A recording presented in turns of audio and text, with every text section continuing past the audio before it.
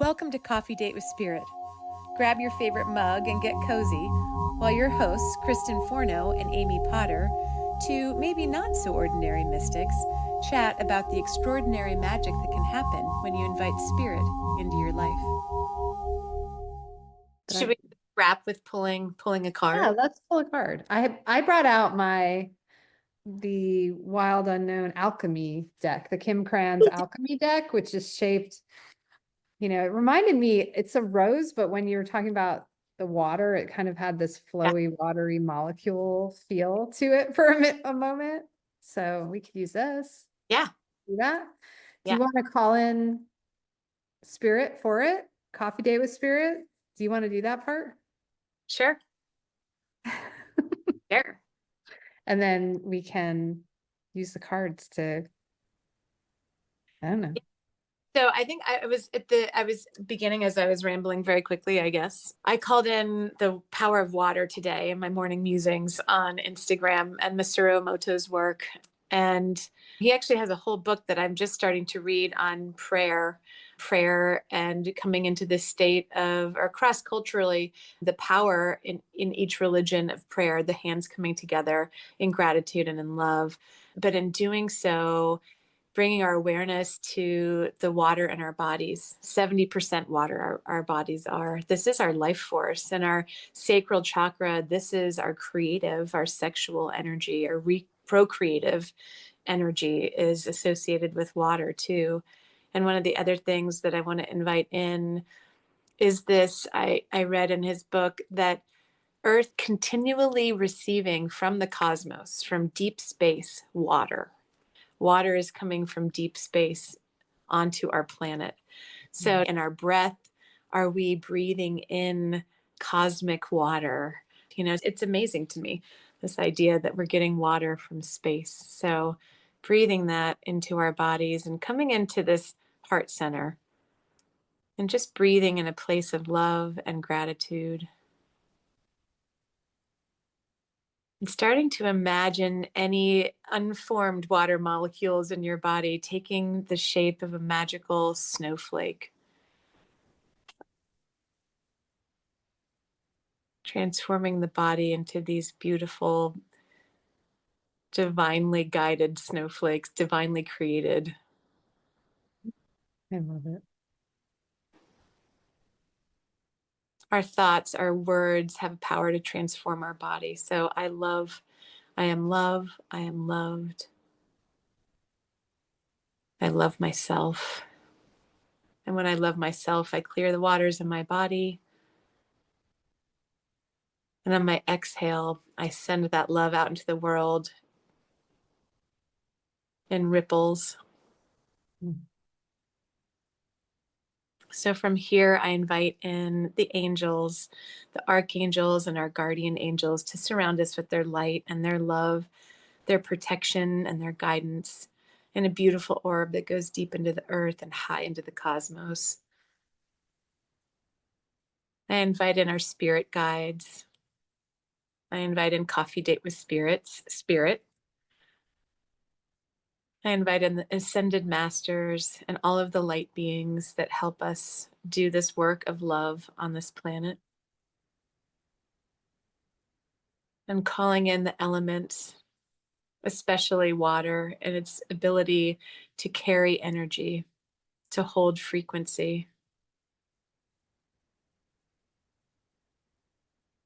I invite in the divine feminine goddess, all the healer goddesses, and the divine masculine god,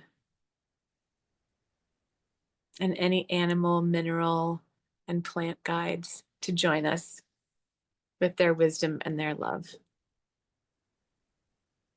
And ask for our work to be blessed. Anything else? I think you got it all. Oh, maybe the ancestors. The ancestors, yes. Just had a poke on my shoulder. And I love this idea that in our breath, we're breathing the same water, the same air of our ancestors. And the earth as our ancestor. Mm-hmm.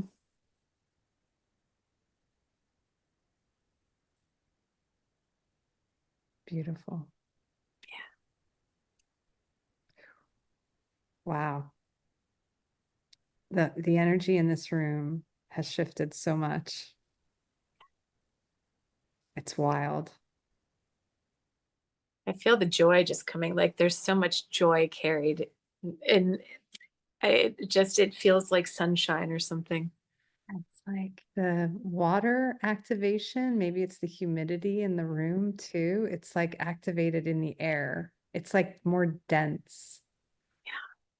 So Masaru did, or Emoto did this one study in a lake. I can't remember where they were, maybe in Japan, but where they healed one bit of water on one edge of the lake, and then they went and took a sample on the other edge of the lake or something, and discovered that in just healing that one little area of water, it actually rippled through the whole lake.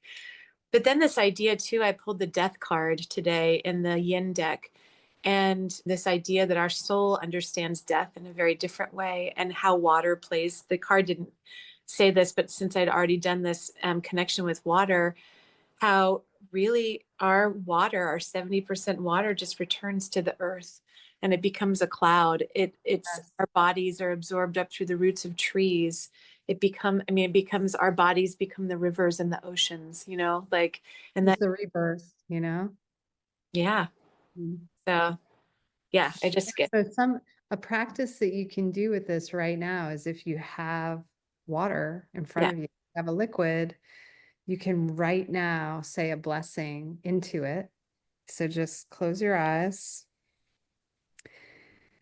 or look at the water. I have this matcha tea and I'm just going to look at this and I'm going to say, it's a show of gratitude. Thank you, water. Thank you for your healing properties, for allowing me to change my story inside and out, for flowing through all the blocks, for transforming those icy spots and unblocking them, allowing that flow throughout my system, allowing myself to heal every molecule deep within. Amen. Aho. And then drink it down. I'm imagining my water as these like tiny little molecules of hearts that I'm inviting into my heart. Yes, I saw hearts too. I did. And now drink it up. And with every sip, you are drinking that prayer and this is charged water. This is if you go to Catholic Church and you're witnessing the water into wine type of idea or the blessing of the wine, you receive a blessing through the drinking of it. And now you can do this with any of your water. And when you're pouring water into plants, bless that water. But you can bless your water every time you pick it up. Yeah. Okay. Now I'm going to pull a card from this fantastic deck. And furthermore, while you shuffle, our guides are showing us hands on the sacrum, our own waters. So we can invite in this blessed charged water into our bodies, but really our hands as this extension of the heart on our sacrums, on our sacral waters, our own bodies, oceans, and to bless our bodies too, and charge our bodies. I love it. Yeah.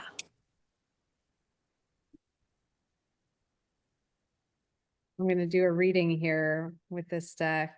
I have one other story about the water and the lessons from that book. I read it a long time ago, The Hidden Messages of Water, and my father did too. And he's the one who got me to look at it. And That did work with clouds, we right? work with clouds, where if you notice it's cloud, so the context is up in Cape Cod on the beach, which my parents live on. You go out to the beach, you get all set up, and all of a sudden there's a cloud in front of the sun, or it's a cloudy day. And we would be like, no worries, we are going to cloudy race today. And to have the cloud shift, you actually thank it. You acknowledge it. all you have to do is acknowledge it and it will leave. Thank you for this beautiful day that is, you're allowing us to be out here and showing us your beauty. Thank you. We're grateful for, the containment of this water in this way. And it just like will shift. Thank you for moving. Thank you for leaving. And we would practice cloud erasing. And sure enough, every time we do it together, like you just watch these little holes pop up. It's so fun. It's fun to do with kids too, because they really harness this power Yeah. in a different way. Okay, I'm going to separate the cards into 3 piles. Yeah, we were playing a gig one time outdoors, and you could see a storm rolling in over the mountains. And I had a bunch of my witchy woo-woo friends, healer friends in the audience, and they're like, "Don't worry about it, we got this." And literally, like the clouds, they just whoosh, the storm just circled around the town. It was amazing. So, yep, water has its own intelligence and listens. Yes. Yeah. And it's in you, so it hears you. Yeah. It's Yep. connected. It's one. Mm-hmm. Okay, our first card, oil of vitriol. Wow, this is like a powerful card And here. oil, interesting. Yeah. Talk about water, right? And this is an alchemy deck. Yeah. So Of the wild unknown, right? Yep. Yep. Yeah. And now the deck has all sorts of different, it has different components. It's a little different than a traditional tarot deck, but I'm just going to read it as if we pulled 3 cards and go through a traditional reading, but Okay. every section of like, this is a particular type of card. It says it's related to acidity because they're all related to the stages of alchemy. Yeah. Cards. So acidity, resentment, purification. When the green lion appears, a great alchemical reckoning is afoot. Long-standing frustration and imbalance cause this regal creature to lash out unconsciously, consuming all in its path. Be prepared for emotional turmoil as the lion thrashes about. Don't worry, these changes are necessary for growth in the end, and in the end will be a relief to all. Purification is the lion's aim, and it's determined to get there one way or another. When this card appears, the question must be asked, am I the green lion or the sun? The one consuming or the one being consumed? It is said that finding oneself in the mouth of the lion is a necessary moment on any spiritual path. As the discomfort passes, the sun's beams shine the brighter. It says in alchemical texts, this great creature of change is known as the green lion eating the sun. Vitriol is an incredible acidic and corrosive substance, and so it comes with a few warnings. Don't overconsume, don't lash out, breathe and wait. No need to add insult to injury. And to ponder is change is the only constant. This reminds me of what I was saying about being in the car, angry. Like I was so freaking pissed. And I needed to take a deep breath and just like let it not consume me. Yeah. And it's so interesting because the background of the card is green, which is like the heart chakra, right? So you actually, and his mouth is wide open, rawr, but to inhale, what is happening? He's inhaling the green, the heart energy. So It's like he's on top of the card. Doesn't it look like that right there? the what? The lion looks on top of the card, almost on top of the green. Yeah. Something happening in that card. It's like 3D. Yeah, it does. Okay. The next card is, thank you, Spirit. Iron. Totally different color. Yeah, life force, lots of red and orange. What is this planet? Oh, Mars. It's Mars. So Mars is on this. It says magnetism, reliability, Mars. Iron is a reliable metal that can withstand great pressure. Over the centuries, we've come to utilize this metal extensively, mixing it with carbon to create the steel bridges, highways, and infrastructures that span across the globe. In alchemy, iron is associated with the planet Mars and shares its qualities of being strong, assertive, and potentially warlike.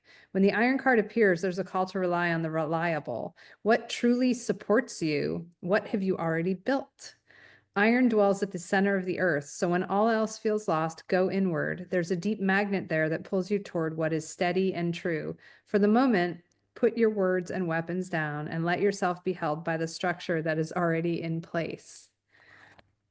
In esoteric wisdom traditions, Mars and iron are associated with the gallbladder. It may be time to contemplate what can be broken down and what must remain.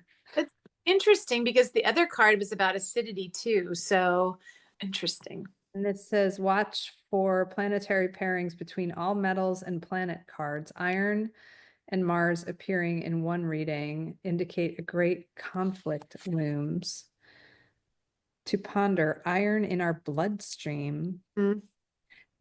What struck me about this, and I almost feel like this is just validating what we just talked about with structure, like there might be structure built, but is it necessary?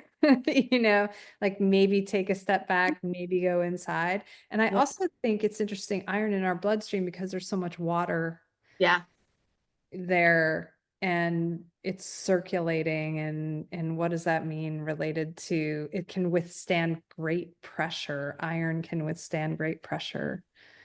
There's something about like the breaking down of it feels like a lot of pressure of structure, and yet doesn't feel like. Oh, yeah, for sure. And I think that underneath that, I keep hearing our blood is our life force. Our blood is our connection to like the earth. The only structure we need is our connection to the earth. Right, And right. that's enough. And yeah. It says there's a warrior you can look up, Ogun, Ogun, known as the god of iron in African mythology. Okay. Okay, here's one more card, and then we'll look at the bottom one. Uranus. This is such a attractive card to me. The little Yeah. looking thing she's got going on the bottom. There's a hand coming down with that sun in it again. Yeah. And And Mars. Mars. And then I noticed both cards have this big streak of lightning coming down. So Oh, that, yeah. yeah. Yeah, this one has that lightning. Mm-hmm. On the same side of the card. So on the left-hand side of the card, right? On the right side. Right-hand side of the card. Okay. This one is 13. So this is a different section. 13.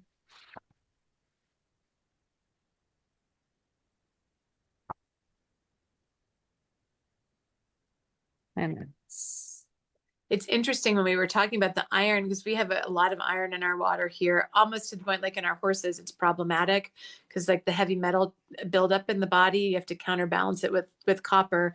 But yeah. I could taste the iron in my body coming up like in the water Really? after that card. Yeah. Weird.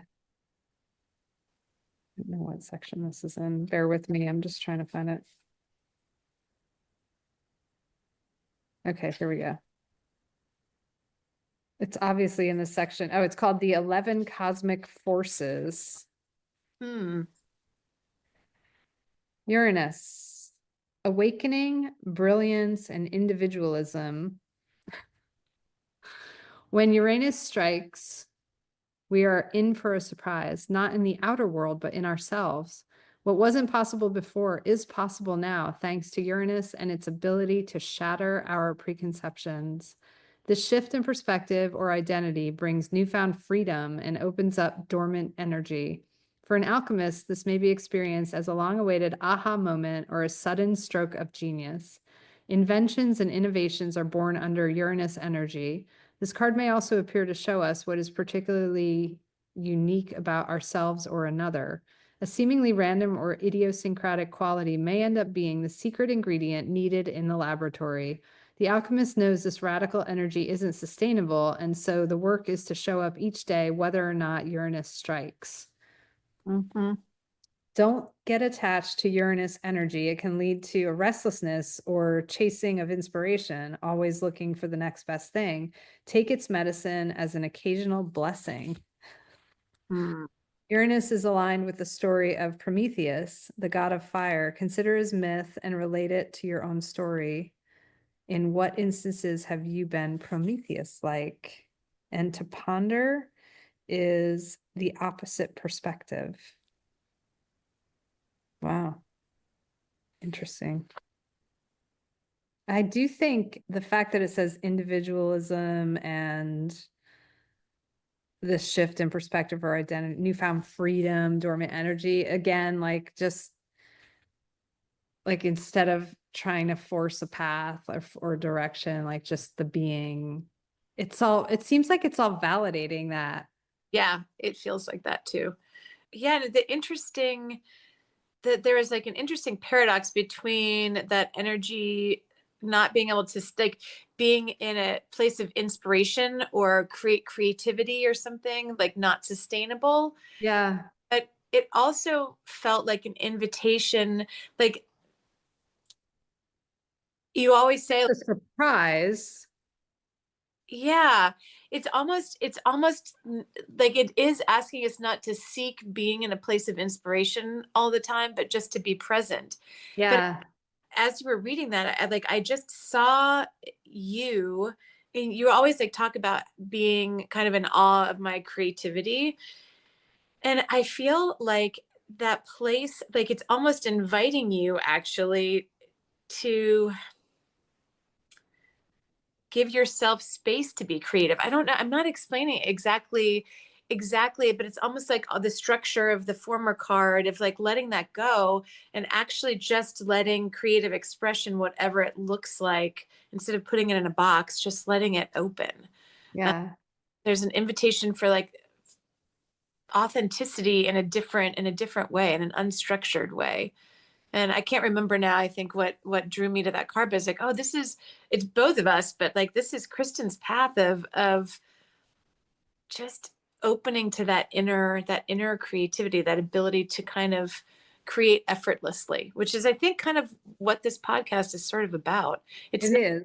not seeking the inspiration of the creative, it's to put ourselves in a deep place of connection where spirit just comes through almost innately, or effortlessly. Yeah, because that definitely is one of the things I felt really drawn to in this with you is like we shouldn't try to control it very much. We should just let spirit lead and just see what happens, you Yeah. know? This And eff- I love it. yeah. And it is effortless. Yeah. When we do that, it's like, oh yeah, it happens. Yeah. It's on the bottom. Look how beautiful that card I is. was wondering when the water was going to come through, but there it is. It's New water and it's breath, breath. Yeah. which I think is a very like potent card for us Yeah. always, Yeah. especially in this particular environment. And like before the reading, like it was all about breathing in the water, the breath, the Yeah. connection. Let me see if I can find the actual. Yeah. One of the exercises I've been doing a lot these days is breathing in my blessings, breathing in the blessings and letting them like enter in every cell of my body. And when I exhale, sending them back out to the world. It's very Exchange powerful. of receiving and giving. Yeah. On the breath, Yeah. I learned also that there's when you do that, there's this vacuum that can happen that can pull in even more blessings at the same time you're letting them out. That's what it feels like. It feels like it's this like recycling of Yes. when I'm receiving them, I'm also sending them back out, which means I'm breathing back in my own blessings that Yeah. then it. Yes. It's hard to like grasp it, but there's like it's a vacuum. Yeah, So the more you do that, and the more you release the stuff that is you're holding that make more room for those blessings, but like let it go and it creates this pull in at the same time you're letting out. So you're just getting more and more and more. we feel it. Oof, it's opening actually. Okay, so this one says this is inspiration, presence, and life force. There's no more direct way to practice alchemy than to study pneuma, Pneuma, which are your little, that's where pneumonia comes from in your lungs. We all have access to the mystical phenomenon known as the breath. It occurs at every moment, gracing us with the gift of existence upon the physical plane. If alchemy, as it suggests in this book, is the merging of physical and mystical, then this card serves as an over-reliant bridge. It is the magical place within us. It is the magical within us, the expanding and generating life force that animates our life. This card may appear simple, but it is not. No matter how advanced you are in studying the breath, if you heed the messages of this card, you will find it has more to teach. Bow to it at this very moment, and you will discover the work revitalizes itself. New space opens. Pneuma is your lifelong alchemical ally, stating its love with every inhale and exhale. It is no coincidence that nearly every spiritual and mystical lineage bows to the breath via observation of it, like meditation, breath techniques, pranayama, or chanting or song. When the Pneuma card appears, it is a call to make room, to expand and soften the approach to the work. The other cards present in the reading may benefit from more spaciousness too. To ponder the first breath. It makes me wonder, right, all of a sudden, if like that first breath kicks off a vacuum, and like, Oh, yeah. right? It's Yeah. like, I mean, we talk about heartbeat, right? But your heart is actually a vortex. It's not really on its own beating. It's beating because of the breath. And it's like, there's all sorts of different stuff going on. And it's a vacuum that's instantly created because you're like, ooh, Yeah. It's Yeah. interesting. And expelling water from Yes, that breath. absolutely. And there's water in the breath, in the air. Yep. You're breathing in. And it does look very this looks like the earth. It looks like the earth at the center, but then it looks like this beautiful, like blue-green, watery energy with the energy of the sun and the heart in there too. It's such a beautiful card. So much going on. It's just And fascinating. I didn't notice the moon in the one side of the card. Yeah. The moon pulling on the waters of our body. It's a very mesmerizing card. It is. I could stare at it for a while. Yeah. That's our little alchemy for today. Well, thank you. Yeah, it is interesting the way that validated. Yeah. I was like, there's one more card left, and that was it. Yeah. That was it. That was it. Fun. Well, Amy, I'm gonna have to go, unfortunately. I would love to spend like another, 365 days I know. today.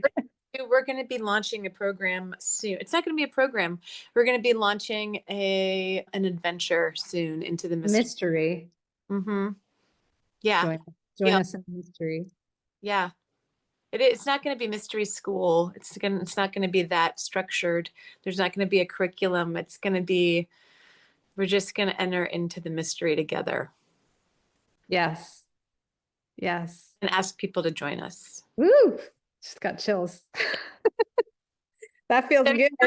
First on this podcast that this is the invitation that Spirit has for us today, is to invite mystery as the structure, as the container. Yes. Yeah. That's exciting. Yeah, it is. It feels good. Well, Love to all you listeners. Thank you for being with us. And if you're not following us on Instagram, come follow us on Instagram. We try to keep it inspiring and fun and announce the live events that we do there. So join us there. We'd love to hear from you. Yeah. Coffee date. All right. Bye, everybody. Bye.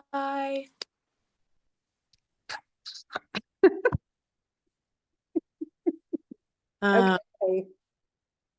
All right. Come take a peek with me. I see another side. Thanks for joining us. Until our next coffee date, may Spirit lead you into all the magic